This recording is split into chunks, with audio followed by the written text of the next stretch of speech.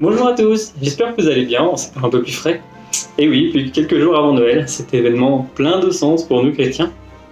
J'avais envie de vous partager ce texte que j'ai lu dans Exode 7, du verset 10 à 12, texte qui précède les récits des 10 plaies d'Égypte.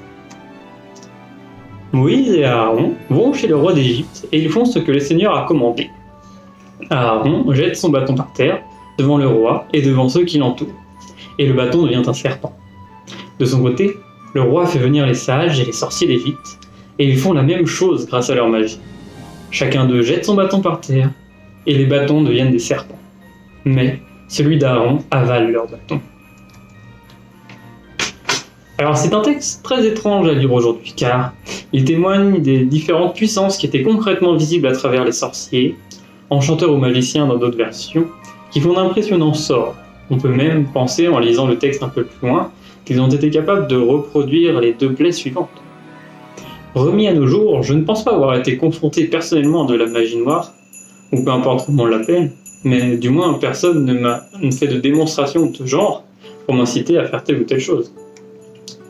Personnellement, je remets mes actions à mon Sauveur, Jésus, dont je suis témoin des bienfaits de son amour et de son enseignement au quotidien. Et au regard de son enseignement, on se rend compte que le monde d'aujourd'hui peut paraître dur, méchant, et avide de richesse, de gloire, et finalement, ça ne mène nulle part. Je doute que Moïse et Aaron ignoraient l'existence de ces magiciens autour du pharaon. Certainement qu'ils étaient intimidés, mais Dieu lui-même leur a demandé d'aller. Et non seulement c'est Dieu qui s'est révélé sans égal, car le serpent d'Aaron a mangé les serpents des magiciens. Et par la suite, les plaies suivantes iront bien au-delà des capacités des magiciens. Aujourd'hui, ce texte est un message plein d'espoir, qui montre que Dieu est bien au-dessus des autres puissants de ce monde. Et ainsi, quand ça va mal, et même quand ça va bien, on peut se confier à lui, car il est certain qu'il peut agir, et que rien ne peut lui résister.